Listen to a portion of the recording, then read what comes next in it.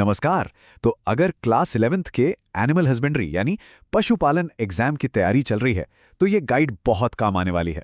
चलिए मिलके कुछ सबसे जरूरी सवालों और कॉन्सेप्ट्स को एकदम आसान बनाते हैं ताकि एग्जाम में पूरे कॉन्फिडेंस के साथ बैठा जा सके। तो देखिए, वार्षिक परीक्षा बिल्कुल सामने है और ये एक चुनौती तो है, पर घबराने की कोई बात नहीं है। इसमें सफल होने के लिए क्या क्या जानना जरूरी है, हम उसे एक एक करके समझेंगे। तो चलिए फिर शुरू करते हैं। अच्छा, तो सबसे पहले उन सवालों पर गौर करते हैं जो एग्जाम में अक्सर पूछे जाते हैं। ये सीधे सिलेबस से हैं और इनको समझना बहुत ही इंपॉर्टेंट है। एक बहुत कॉमन सवाल जो आता है वो है पशु प्रजनन के मुख्य उद्देश्यों के बारे में।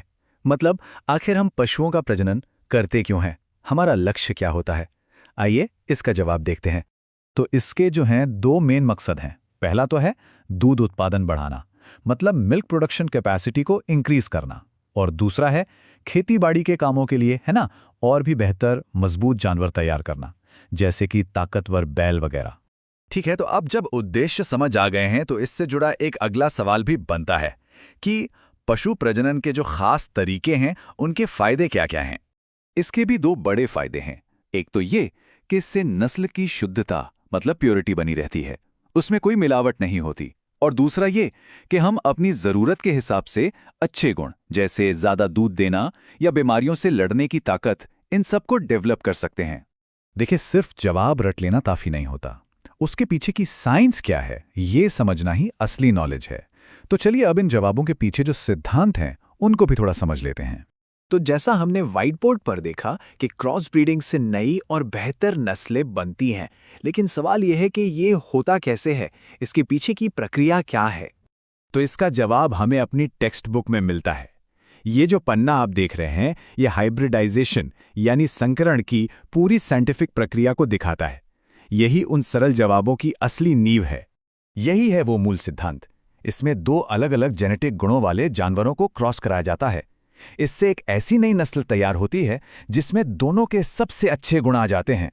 चलिए अब थ्योरी से थोड़ा हटकर परीक्षा के एक और प्रैक्टिकल हिस्से पर चलते हैं। यह है पशुओं की शारीरिक रचना, जिसे हम एनिमल एनाटॉमी भी कहते हैं।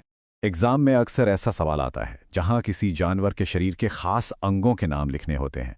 जैसे यहाँ व्हाइट बोर्ड पर सवाल है, गाय के सिर के 4 मुख्य भाग बताइए। और हाँ, इस तरह के सवालों का जवाब देने के लिए ये जो हाथ से बना हुआ डायग्राम है ना, ये एक बेहतरीन गाइड है। ये हमें गाय के शरीर के सभी महत्वपूर्ण हिस्सों को पहचानने में मदद करता है। आइए इसके जो मुख्य लेबल्स हैं उन पर एक नजर डालते हैं। इस डायग्राम में सिर से लेके पूंछ तक सारे जरूरी हिस्सों को एकदम साफ साफ दिखाया गया है। एग्जाम में अच्छे नंबर लाने के लिए इन सभी भागों के नाम याद रखना बहुत जरूरी है। तो हमने कुछ जरूरी सवाल और उनके जवाब देख लिए हैं, लेकिन एक बात याद रखिए, परीक्षा में सफलता सिर्फ किताबी ज्ञान से नहीं मिलती। उससे भी कहीं ज्यादा जरूरी है सही मानसिकता और खुद पर अटूट विश्वास। एक बात हमेशा ध्यान में रखनी चाहिए, सीखना एक ऐसी यात्रा है जो कभी खत्म नहीं होती। हम जितना ज्यादा सीखते हैं उतना ही हमें एहसास होता है कि अरे वाह, अभी तो और भी बहुत कुछ जानना बाकी है। यही सोच हमें हमेशा सीखने के लिए तैयार रखती है, और जब हम सीखने के लिए तैयार रहते हैं तभी तो तरक्की होती है। लेकिन देखिए, ज्ञान और सीखने की इच्छा, इन सबसे ऊपर एक चीज है जो सबसे ज्यादा पावरफुल है, और वो है खुद पर विश्वास। स्वामी विवेकानंद ने क्या खूब कहा था ना कि नया धर्म कहता है कि नास्तिक वो है जो स्वयं पे विश्वास नहीं करता। कितनी गहरी बात है ये। तो जब हमारी मेहनत और तैयारी के साथ ये आत्मविश्वास भी जुड़ जाता है ना, बस तभी असली सफलता मिलती है। यही जीत का असली फॉर्मूला है। बस यही याद रखना है कि नॉलेज तो है ही, और अगर उसके साथ खुद पर यकीन भी हो तो फिर कोई भी मुश्किल नहीं लगती, ये परीक्षा भी नहीं। तो आखिरी सवाल बस यही है कि क्या हमें खुद पर विश्वास है।